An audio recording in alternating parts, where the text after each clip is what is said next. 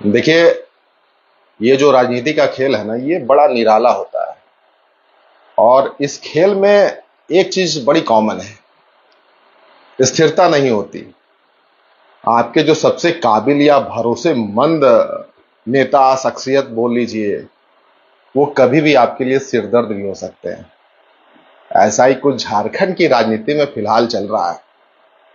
चंपई सोरेन पर इस वक्त सबसे ज्यादा नजर है।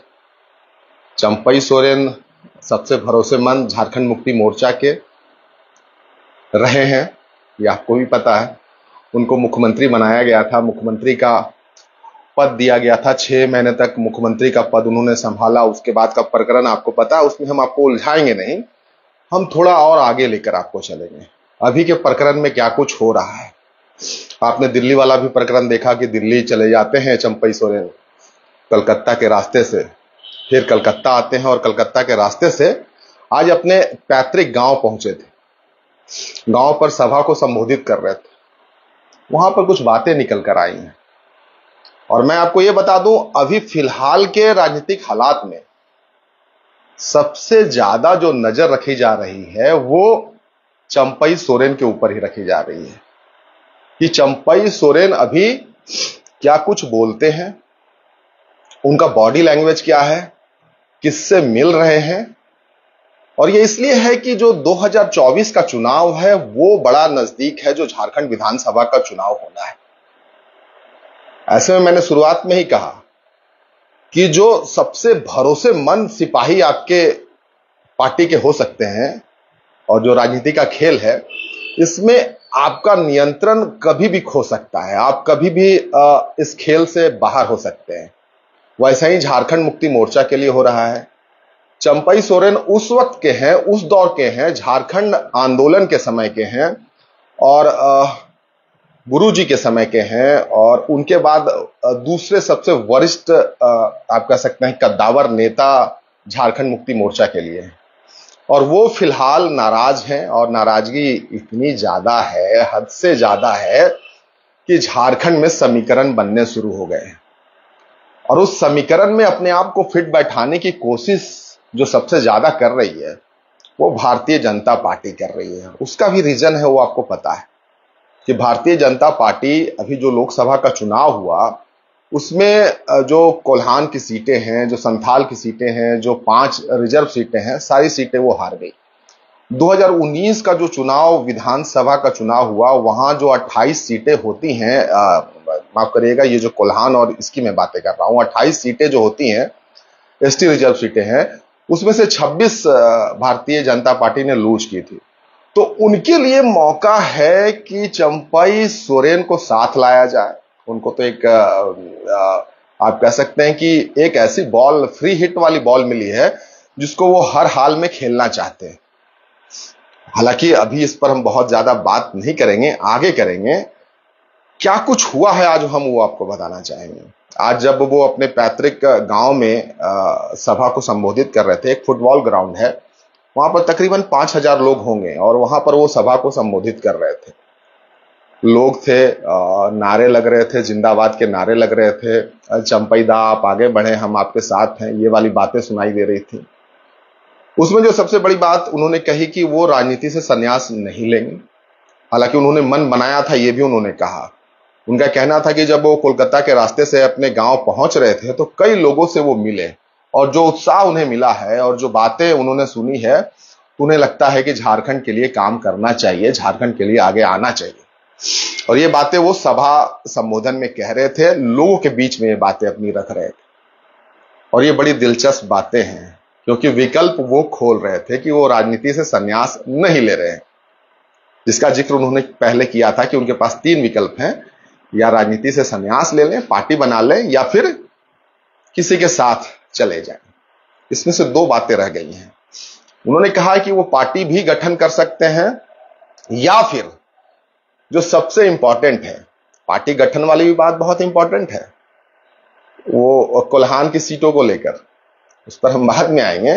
पहले आप ये समझिए कि किनके किनके लिए रास्ता चंपई दा खोल रहे हैं जब वो ये बातें कह रहे हैं कि भाई वैसा साथी से वो हाथ मिला सकते हैं जो झारखंड के बारे में बात करे, झारखंड के बारे में सोच रहा हो, आदिवासी के बारे में सोच रहा हो, यहाँ के मूलवासी के बारे में सोच रहा हो, तो क्या ऐसे में जेबी केएसएस के सुप्रीमो जो हैं जयराम महतो क्या चंपई सोरेन पर नजर रखे हैं?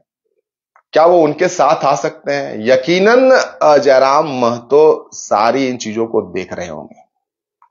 तो क्या जयराम महतो के लिए एक बहुत अच्छा मौका है कि चंपई दा के पास वो जाएं और एक कोलैबोरेशन करने की कोशिश करें?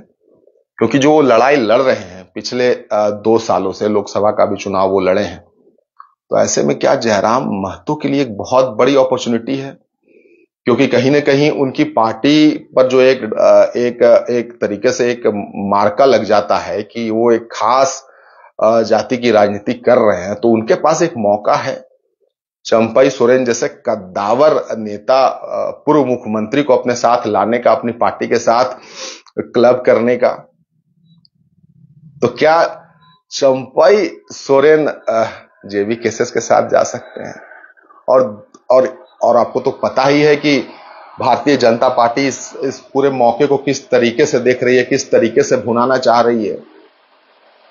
एक भी सीटें उनको लोकसभा में नहीं मिली, खास करके हम एसटी सीट की बात कर रहे हैं, और जब 2019 विधानसभा की बात करेंगे तो 28 सीटों में से मात्र 2 सीट ही उनको मिला है।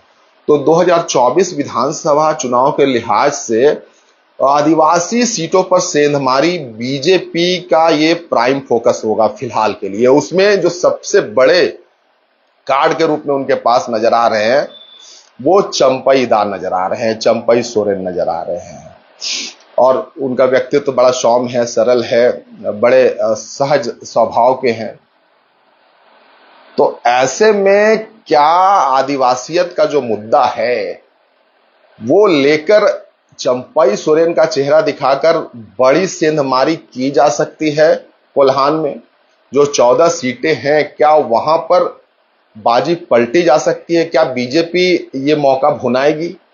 तो यही सारी चीजें हैं जो विकल्प खोल रहे हैं, और यही सारी चीजें हैं जो चंपई सोरेन कहीं ना कहीं झारखंड मुक्ति मोर्चा को भी बताना चाह रहे हैं कि उनके साथ जो जाति हुई है, उनके साथ जो गलत हुआ, जो उनका कहना है कि बतौर मुख्यमंत्री उनके साथ कैसा व्यवहार किया गया, जो वो प्रकरण रहा था जिसमें मुख्यमंत्री, जो पूर्व मुख्यमंत्री यानी हेमंत सोरेन हो जाते हैं, उनको जेल जाना पड़ता है, और जेल जाने के बाद जो सत्ता की बागडोर चंपई सोरेन को सौंपी जाती है, और जेल से आने के बाद फिर उन्हें हटा दिया जाता है, और हटाने के बीच का जो प्रकरण है उसमें जो उनके कार्यक्रम थे, जो सरकारी कार्यक्रम थे, उस कार्यक्रम को जो रद्द कराया गया था, जो उन्होंने लेटर में भी जिक्र किया है।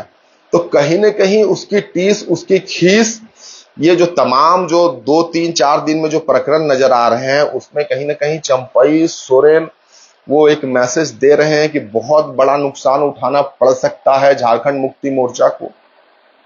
कोल्हान की तरफ अगर नजर देखें, क्योंकि ये तो मुद्दा आना तय है, ये बिल्कुल स्पष्ट है कि आदिवासी की बात होगी, उसमें ये कहा जाएगा जब वो भारतीय जनता पार्टी के साथ जाएंगे कि देखिए कैसे एक आदिवासी जो सबसे वरिष्ठ पार्टी के कार्यकर्ता रहे हैं, समर्पित कार्यकर्ता रहे हैं, तो कैसे उनके साथ परिवारवाद हावी हो गया, कैसे मुख्यमंत्री के पद से उनको हटा दिया जाता है, तो कैसे एक आदिवासी के साथ व्यवहार किया जाता है, ये बताने की कोशिश होगी। तो क्या इन सारी चीजों को दिखाकर झारखंड की राजनीति में बहुत बड़ा उलटफेर करने की तैयारी चल रही है?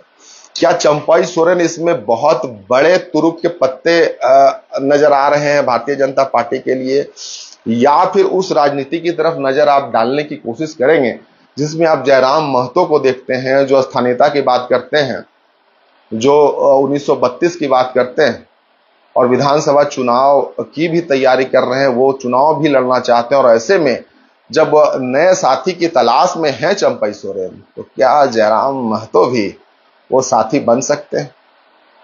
क्योंकि वो बात कर रहे हैं आदिवासी की, मूलवासी की, दलित की, झारखंड को आदर्श राज्य बनाने की, यहाँ के मूलभूत समस्याओं की बात कर रहे हैं, यहाँ के गरीब गुरबा की बात कर रहे हैं। तो यहां पर क्या जयराम महतो एक विकल्प के रूप में नजर आ सकते हैं? क्या उनके साथ हाथ अगर वो बढ़ाते हैं, हाथ मिलाते हैं, तो क्या एक बड़ा मजबूत एक कॉम्बिनेशन नजर आता है? ये प्रतिक्रिया आपको देनी है। झारखंड फिलहाल एक ऐसे सिचुएशन में है, वो पेंडुलम की तरफ घूम रहा है। यहाँ की राजनीति लेफ्ट और राइट हो रहा है, उसमें चंपई सोरेन नजर आ रहे हैं। तो चंपई सोरेन किधर जाएंगे? उन्होंने स्पष्ट कर दिया है कि संन्यास तो वो नहीं लेंगे, वो राजनीति में रहेंगे और खेल बहुत जबरदस्त होगा। और उस खेल में नुकसान जो है सिर्फ और सिर्फ जो नजर आ रहा है फिलहाल झारखंड मुक्ति मोर्चा का ही नजर आ रहा है। प्रतिक्रिया आप भी दे सकते हैं। जयराम महतो के लिए आपको क्या लगता है यह विकल्प है? जेबी केसेस के लिए एक बहुत बड़ा सुनहरा अवसर है, जिसमें चंपई सोरेन ने जो मैसेज आज दिया है, जो अपने पैतृक गांव से जो मैसेज दिया है उन्होंने, पैतृक गांव का नाम मैं आपको बता दूं, सराय केला खरसावां का जिलिंगोड़ा, वहां पर वो सभा को संबोधित कर रहे थे। तो ये जैसे मैंने आपको कहा कि अभी उनका एक एक शब्द वो क्या बोलते हैं, कैसे बोलते हैं, क्या इशारा करते हैं, पूरे झारखंड की नजर होगी और खास करके हर एक राजनीतिक दल की, राजनेता की, कि कौन सी बातें उनके मुख से निकल रही है, उसका मैसेज क्या है, वो कितने दूर तक वो बात जा रही है। तो ये जेबी केसेस वाले भी सुन रहे होंगे, भारतीय जनता पार्टी की तो उन पर नजर जबरदस्त तरीके से है ही। और जो पेन है, जो दर्द है, वो सबसे ज्यादा झारखंड मुक्ति मोर्चा के लिए होगा, हेमंत सोरेन के लिए होगा, मुख्यमंत्री हेमंत सोरेन के लिए होगा कि कैसे उनको मनाया जाए। क्योंकि भाई चुनावी इस दहलीज पर कोई आपका मुख्य कार्यकर्ता, पार्टी का आप एक तरीके से एक आधार जो रहे हैं, लंबे समय से, लंबे अरसे से जो पार्टी के साथ रहे हैं, उनका इस तरीके से नाराज होना कहीं ना कहीं पार्टी के लिए भी अच्छा नहीं है। तो ये कलह जो है आगे जाकर बढ़ सकती है और कहीं ना कहीं इसी का इंतजार भाजपा आगे भी करेगी। तो झारखंड की राजनीति के कैसे मुहाने पर, जिसमें फिलहाल एक ही चेहरा नजर आते हैं, वो चंपई सोरेन नजर आते हैं। उसमें जो विकल्प उन्होंने खोले हैं उसमें अब जयराम महतो भी नजर आते हैं। तो क्या जयराम महतो जाएंगे? क्या जयराम महतो इस मौके को भुनाएंगे, एक कोशिश करेंगे? क्योंकि 2024 का चुनाव बहुत नजदीक है। बाकी भाजपा तो हर कोशिश करेगी, हर एक जुगाड़ लगाएगी, क्योंकि उन्हें उस क्षेत्र में सेंधमारी करनी है जहां उनके लिए बहुत कुछ करने के लिए नहीं था। मैं एसटी सीट की बात कर रहा हूं, जो 28 रिजर्व सीट है, वहां पर सेंधमारी की बात कर रहा हूं। तो क्या भाजपा वहां पर सेंधमारी की जबरदस्त तैयारी कर रही है, जिसमें मुख्य मोहरा चंपई सोरेन है? फिलहाल के लिए इतना ही। प्रतिक्रिया जरूर दीजिएगा, मिलेंगे फिर।